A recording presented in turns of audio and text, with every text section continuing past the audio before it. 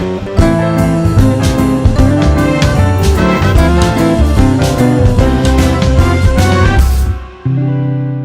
assalamualaikum warahmatullahi wabarakatuh teman-teman.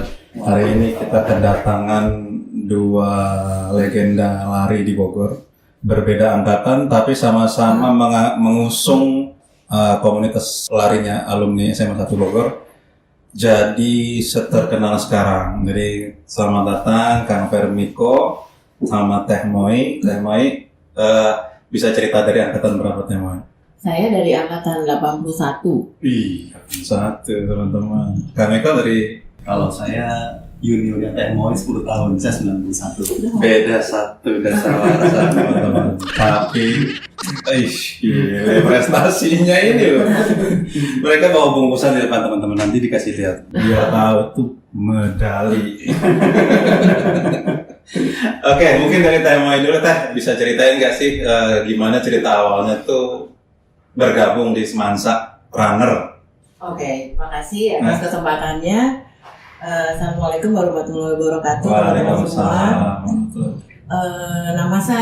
Nama saya panggilannya Moi, tapi nama di ijazah berbeda ya. Nah, nama di ijazahnya aslinya apa Teh? Nama ijazah saya Wimurti. Wimurti. Ya. Nama panggungnya Teh Moi. Ya, dan saya juga berterima kasih sama teman-teman saya di SMA 1. Teman-teman dari angkatan saya sekelas yang namanya Bargapati. Bargapati itu Barudak IPA 3. Barudak IPA 3 Bargapati. Ya, tahun Bargapati itu angkatan Barudak IPA 3 lulusan tahun 81. Dan mereka lah yang apa ya? Yang sebetulnya bisa jadi mereka yang menemukan nama Moi ini gitu. Jadi bukan Teh Moi sendiri yang manggil nama itu? Maksud saya bilang nama saya ini gitu ya, nama panggilan saya Moi gitu. Tapi kalau mereka nggak mau manggil Moi, kan dan mereka yang berkekeh gitu. Akhirnya dari angkatan saya sampai ke angkatan yang lain jadi tahu oh si Wimurti teh panggilannya Moi. Jadinya semua jadi saya sangat berterima kasih sama sahabat-sahabat saya di Bargapati gitu. Domisilinya di mana Teh? Saya 2 tahun yang lalu baru pindah lagi ke Bogor setelah 30 tahun ikut suami di Cilegon. Di Cilegon lari juga Teh? Di Cilegon lari, berenang. Itu lari pinggir pantai itu mahal Teh. Oke, Kang Mika gimana Kang? Ya, makasih kan. Kalau saya memang basically sama dengan Teh Moi, sama-sama lulusan SMA 1. Beda zaman. Jadi memang kalau saya kebetulan memang suka lari sejak kecil gitu. Jadi kalau misalnya kita bicara lari sedikit dari zaman kira-kira tahun 80-an itu sudah ada event lari namanya Bogor 10K. Bogor 10K. Yang dilakukan kalau nggak salah Kodam Siliwangi ya. Jadi di situ memang ada nama-nama yang menjadi daya tarik untuk acara itu, yaitu Advanus Purname. Nah, kita Advanus Purname itu kayaknya udah lama ya, itu pelari lama itu. Sudah. Dia bukan orang Bogor kan? Bukan. Dia memang atlet yang dipanggil. Oh, tapi dia bukan orang Bogor, cuma dipanggil ke sini. Iya. Oke. Nah, jadi singkat cerita kalau kami dulu pas SMA itu basically hanya olahraga kalau jam olahraga. Karena dinilai gitu ya. Jadi di luar itu kadang-kadang kita melakukan aktivitas yang lain. Tapi biasanya kalau yang cowok-cowok itu kan identik dengan basket. Ya, jadi jarang yang lari karena kalau basket itu kan zaman 90-an tuh banyak kan basket ya? Iya, kebanyakan. Kalau 80-an tuh banyak basket kan? Banyak juga. Lari banyak nggak waktu itu? Enggak banyak. Nggak terlalu banyak. Oke. Ntar kita tanya bagian itu. Gimana terus kan? Belum menjadi tren gitu ya. Nah, terus kemudian baru kira-kira mungkin 5-6 tahun terakhirnya lari menjadi satu hal yang tren lagi gitu ya. Dengan banyaknya race, dengan banyaknya event-event lari sehingga banyak orang berlomba gitu. Sehingga lari ini bukan cuma sekedar mencari sehat, tapi juga untuk ajang ajang selfie, ajang Iya, betul. Makanya tua muda di sini bisa, karena kan sebenarnya kalau kita bicara olahraga yang paling murah meriah, ya lari. Gitu. Paling murah meriah betul. Nggak pakai sepatu pun bisa lari gitu. Yang bikin mahal. Iya bisa sih. Pakai earphone. Nah itu memang buat jadi mahal. Jadi basically sebenarnya sih itu olahraga yang saya bisa rekomendasikan. Saya bisa semua usia, karena itu juga bisa kita ngukur. Misalnya katakanlah kalau udah capek nggak berhenti, tinggal jalan. Nggak harus maksa ya. Betul. Tapi Kang Miko sendiri mulai lari kapan tuh Kang? Saya sebenarnya sejak kecil suka lari karena saya dulu suka lari gitu. Tapi kan SMA kita mungkin waktu itu, mungkin saya nggak terlalu jauh ya dari Kang Miko ya, tapi waktu itu kan lari paling kalau disuruh sama guru olahraga kan, selebihnya itu nggak ada, kita minggu pagi lari, Sabtu kan jarang kayak gitu kan. Betul, karena memang kebetulan karena waktu saya kecil, saya orang suka senang lari itu, jadi saya ikut kantor paksa sebenarnya. Nah, kemudian sejak SMA memang saat itu trennya kalau misalnya yang cowok-cowok itu kan biasanya ikutan bela diri gitu ya, jadi tujuannya biar kelihatan lebih gagah. Jadi hampir tidak ada olahraga lari yang menjadi sesuatu yang bisa dibanggakan. Jadi memang pada zaman itu tidak begitu tren. Terus berlangsung. Jadi pokoknya kira-kira dari usia tahun saya lulus sampai kira-kira 5 tahun ke depan itu masih trennya bela diri. Masih bela Bela diri itu makanya berjamur ada kateda, ada setia hati, ada merpati putih dan lain-lain. Terus Kang Miko melatih? Saya kebetulan dulu SMA ikut merpati putih kan. Iya. Satu alma mater sama satu harian gitu ya. Oh iya. Oke Kang, kalau itu latar belakang dari Kang Miko sama Temoy. Saya pengen tanya yang menurut Kang Miko sama Temoy ini, latar belakang dari Semansa Runner ini gimana sih ceritanya? Kang Miko ya atau apa terserah deh siapa dulu deh. Kalau yang saya tahu dari cerita teman-teman ini bahwa Semansa Runner itu didirikan oleh 3 perempuan, yaitu Grace. Grace tadi, Grace itu 86 tadi ya? 86 atau 85 itu. 86 atau 85, oke. Terus Exi 91. Satu lagi ini ya. Dari ini. Oke, terus gimana? Itu semua jadi karena saya tinggal di Cilegon, saya hanya tahu bahwa ada WhatsApp grup Semansa Runner, jadi saya ikut aja, jadi senang aja gitu. Opa bisa mewakili dalam tanda kutip. Maksudnya mewakili orang Cilegon gitu. Mewakili Semansa di Cilegon. Oh iya, betul. Itu baru Cilegon ya teman-teman, belum luar negerinya tuh dia mewakili Semansa. Dan pakai jersey ini gitu kan, rasanya gue Semansa Runner loh, Semansa Runner Bogor gitu. Terus karena ikut Semansa Runner, Temoy jadi termotivasi ke luar negeri lari gitu kan? Oh, saya enggak, Miko yang udah nih. Kalau Kang Miko saya tahu, saya lagi ngulik-ngulik aja karena Temoy nggak ditulis soalnya begitu. Jadi sebetulnya saya tuh pertama kali berenang karena masalah lutut, Terus jadi saya renang terus begitu dicemplungin ke Semansa Runner kan harus tanggung jawab kan. Saya memang sebelum berenang ada pemanasan lah, lari. Nah terus di situ saya menemukan bahwa ternyata kalau lututnya bermasalah renang aja nggak cukup, jadi harus lari gitu. Jadi ini didengar banyak orang nih Teh, benar nggak ya lutut bermasalah lari nggak apa-apa? Asal berat badan dijaga. Karena kalau berat badannya di atas yang seharusnya kan membebani lutut gitu. Nah, berat badan dijaga tuh. Iya, jadi sebetulnya ikut komunitas lari itu memberi semangat untuk sehat, semangat untuk menambah ilmu gitu. Nanti saya harus nanya itu biar orang-orang yang di atas usia sekian masih lari jangan banyak alasan gitu kan. Kan itu gimana kan? Latar belakangnya Semansa Runner ini gimana sih ceritanya? Saya menambahkan dari ceritanya Temoy. Jadi basically memang sebenarnya ini bukan organisasi yang dibentuk dari pelari-pelari yang profesional gitu ya. Jangan dibikin gini ya Kang, yang misalnya masuknya daftar keluarnya nggak diatur gitu. Iya benar. Iya. Jadi memang basically sebenarnya kan kita suka lari keliling kebun raya itu itu memang tempat yang memang sejak Kang Bima membangun respirator itu yang memang bisa lebih enak lari, banyak yang kita lari. Nah ternyata kemudian dari beberapa teman-teman itu saling kenal. Berinisiatif lah dibuatkan satu WA group. Nah WA group itu tergabung pada orang-orang yang misalnya katakan saya kenal dengan teman saya ajak gabung. Member. Oke. Jadi memang warung WA itu memang awal-awal tidak semuanya pelari. Maksudnya tidak semua pelari, ada yang golfer, ada yang mungkin sebenarnya triathlon segala macam. Kumpul di situ. Nah, karena lari ini kan menjadi jembatan semuanya. Jadi kita suka sharing tuh di grup itu. Ada tempat lari yang jalannya enak, belakang kita bisa makan gitu. Itu pokoknya ujungnya ada makan ada ya. Jadi kita sama-sama kayak ada embel-embelnya makan. Teman-teman ada. Karena kan lari itu kan daripada kita tersiksa menahan lapar, lebih baik kita tersiksa karena olahraga. Setuju. Highlight gitu. Seperti itu. Nah, terus kemudian setelah setelah WA Group terbentuk, kita kan jadi sering ada acara bareng. Jadi kalau umpamanya ada acara nih, misalnya katakanlah di Tantan di BSD, siapa aja yang mau ikut, kita ikut. Nah sejak itu di KKSN mempunyai kaos membawa identitas Semansa Runner. Jadi kalau kita lari itu kita punya kaos yang ciri khas lah. Berkembang sampai kita berpikiran untuk membuat satu organisasi yang lebih solid. Maka dibentuklah tadi oleh Teh Grace, Teh Eksi sama Teh Rini. Semansa Runner sebagai satu organisasi atau satu perkumpulan lari. Nah, itu yang menjadi dasar kita akhirnya nanti kita punya rencana untuk punya event sendiri. Siap. Gitu. Sekarang berapa sih anggotanya kan? Sebenarnya untuk anggotanya kalau kita data itu belum selesai kan, tapi yang itu belum selesai itu maksudnya Kebanyakan atau gimana? karena memang kebanyakan dari kita itu kan akhirnya kan di WAG. Nah di WAG itu susah untuk mengidentifikasi nama. Ada cuma nomornya doang. Ada cuma tanda asal itu.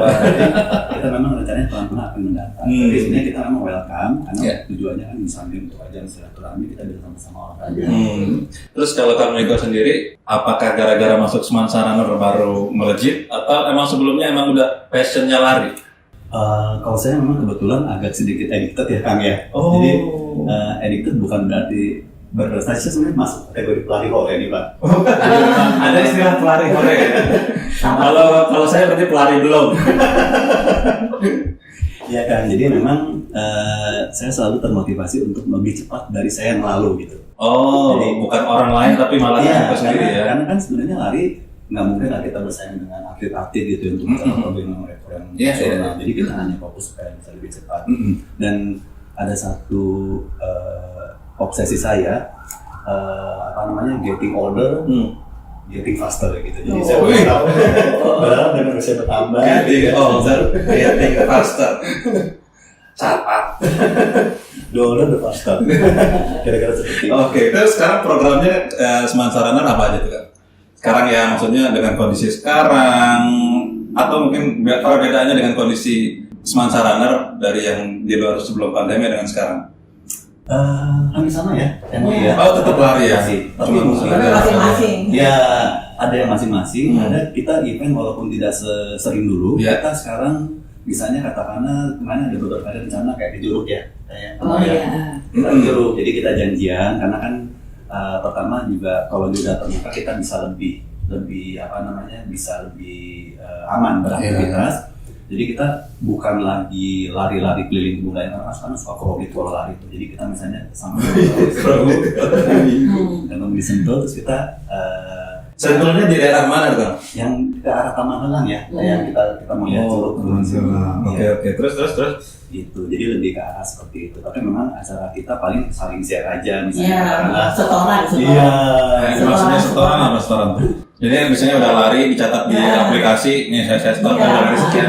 Masukkan ke WA Group, jadi ikut, jadi wah panas nih gue gitu. Terus Kang Miko tuh bisa lari keluar itu gimana ceritanya sih? Emang ngejar apa ceritanya? Apa yang kau cari nih? Itu sebenarnya lebih kan kalau kita bicara hobi kadang-kadang susah untuk diukur ya kan. Ada orang yang punya hobi kolektor mobil, kolektor jam tangan, itu agak susah diukur oleh orang lain. Nah kebetulan memang saya melihat nih yang termotivasi itu gara-garanya kalau misalnya mengaku maratoner, lari 42 km belum sah kalau belum mencoba untuk ikutan major marathon. Jadi berapa kilo tuh Kang? Itu 42 kilo tuh Kang. Itu kilogram atau? Aduh gue despot nanya. Jadi harus 42 kilo. 42 kilo. Satu hari atau ganti hari itu? Secepat mungkin dalam satu hari kan. Itu kan memang memang jalannya seperti itu. Oke. Kira 42 kilo itu normalnya berapa jam sih kan? Sebenarnya sih kalau bicara untuk yang rutin latihan harus sudah bicara 3 bahkan 4 jam gitu ya. Karena kalau kita bicara berarti masih dalam satu hari kan ya? Satu hari kan? Oke. Nggak boleh cicilan. Hari ini gue stres gitu kan. Jadi akhirnya karena prosesi itu saya coba untuk latihan karena memang saya cuma lari 10 kiloan aja Pak. 10 kilo aja. Katanya cuma pelari 10 kiloan aja, teman-teman. Terus kebetulan di tempat kantor yang lama itu kebetulan anak-anak cerita, ayo kita coba masa 10 kilo, kita coba yang 40 kilo. Padahal sebenarnya saya tahu teorinya kan nggak boleh langsung gitu kan. Nggak boleh langsung. Kalau maraton dulu baru maraton. Wah itu kan tahun 2013 ya pertama kali ikutan maraton. Wah itu nggak bisa, badan saya sakit semua 1 bulan kan. Padahal udah sering lari. Udah sering lari karena beda kan kita bicara 42 kilo itu kan 4 kali lipat dan 4 kali lipat bukan berarti misalnya 10 kilo 1 jam 3 kali 4 kan berbeda. Nah, gampang banget ya kalau yang saya itu dipelajari dulu. Jadi karena penasaran itu kan. Karena saya gagal waktu selesai sih finish, tapi waktu itu finishnya kan sedikit ya. Bocorin sedikit. Kan harus dipelajari dulu. Ternyata ilmunya apa sih kan bisa bertahan. Sebenarnya itu kan ibarat makanya kadang kita berpikir jangan berpikiran sprinter tapi harus beraktivitas maraton pelan-pelan. Jadi yang penting konsisten kan, karena badan kita itu kan bukan mesin yang bisa konsisten diikut terus. Jadi pelan-pelan dulu tapi konsisten, nanti baru lama-lama kecepatan nambah sendiri. Nah itu yang saya pelajari dari itu, ternyata buat orang yang tadi saya lari kantoran itu bukan sesuatu yang agak mudah, bukan mudah karena memang idealnya pakai pelatih. Cuman kan kadang-kadang kalau kita bisa menemukan sesuatu dengan cara belajar sendiri kan ada kebanggaan gitu ya. Nah itu lanjut tuh Kang, nyoba tes ke Jakarta, kayaknya kurang ini nih, coba ke Jogja, coba ke Bali. Itu sendiri kan, bukan sponsor? Sendiri kan, jadi karena cuman kan gini, dulu kan ada masa di mana banyak ikan murah tuh kan, jadi sibuk-sibuk aja gitu. Jadi begitu misalnya katakanlah ada ikan tanggal berapa, kita cari kalau dapat ikan. Ya kadang ikan diberitahunya kan 3 bulan ke belakang. Nah itu cukup kan. Jadi sebenarnya dengan tempat penginapan yang kayak Airbnb juga menolong banget. Jadi pengalaman ya Kang ya, jadi lebih terus itu kan Indonesia kan. Ke luar negeri nyari apaan sih? Nah ini ceritanya nih. Teman-teman beli lagi jawabannya jauh loh. Bukan keluar kota. Kemana aja kan? Coba sebutin deh kan. Ya. Nah jadi ceritanya kan setelah mencoba beberapa event di Pulau Jawa dan Bali kan, terus kemudian biasa kan orang suka tidak pernah puas gitu ya. Jadi kami katanya ada major marathon di mana untuk masuk itu sangat susah. Kenapa susah? Karena untuk bisa ikutan major marathon bukan cuma niat. Pertama itu adalah kita harus punya catatan waktu yang impossible buat saya untuk bisa mengejar. Misalnya katakanlah harus selesai 42 kilo dalam waktu misalnya katakanlah 3,5 jam. Jadi impossible untuk orang seusia saya. Nah itu cara pertama. Cara kedua itu adalah dengan kita mendonasi, kita menjadi sponsor. Jadi ibaratnya kita kayak ini kan, kayak ngebidding. Saya mau memberi sumbangan berapa, yang tertinggi akan bisa ikutan lari. Oh gitu. Nah, terus ada lagi cara ketiga itu ikutan tour. Jadi combine atau bundling sama tempat hotelnya. Nah, yang keempat ini lotre kan, namanya ballot kalau di kita istilahnya. Nah, salah satu dari yang event saya ikut ini ada yang dapat dari ballot itu kan. Lotre. Jadi tinggal mikirkan lotre harfiah secara literal tuh lotre gitu. Iya, jadi kita mau daftar nih kan, jadi umpamanya gini. Contohnya kemarin saya ikutan Chicago Marathon itu kalau kita misalnya apply 1:10 gitu kan. Jadi ada 10 orang apply, cuma 1 yang bisa ikutan. Jadi memang itu kayak kita iya kayak gitu lotrenya. Gitu. Nah, termasuk semua akomodasinya? Enggak, akomodasi tetap kita sendiri ya. Karena memang itu kan ibaratnya kayak kalau tenis itu Grand Slam ya. Jadi kita lari berbarengan dengan atlet-atlet papan atas gitu. Jadi euforianya aja. Kita merasa euforia yang mungkin ada yang papan atasnya di depan. Tapi iya benar juga, asik juga ya. Teh Grace Teh Noe juga punya pengalaman kayak gitu nggak Teh? Ikut lotre gitu loh Teh? Belum sempat ya, banyak yang waktu ke Borobudur juga Borobudur maraton tuh juga saking lakunya itu sampai di lotrein gitu. Ada ke lotrenya. Iya. Terus kalau paling jauh Teh Moy itu lari paling jauh dalam sekali lari satu sesi. Saya sama kayak Miko, saya baru pelari 10 kiloan. Jadi Mungkin beda kan Miko nih tadi 42 Iya, maksudnya- saya belum tertulis aja, saya belum baca. Saya Banyak yang nggak tertulis, saya nggak pengen tahu dari orang, saya pengen tahu dari orang langsung. Jadi aku juga sama ya, mulai dari 5 kilo, terus nyoba 10 kilo, terus baru-baru ini mencoba yang half marathon. Half marathon tuh 21 kilo sekali lari.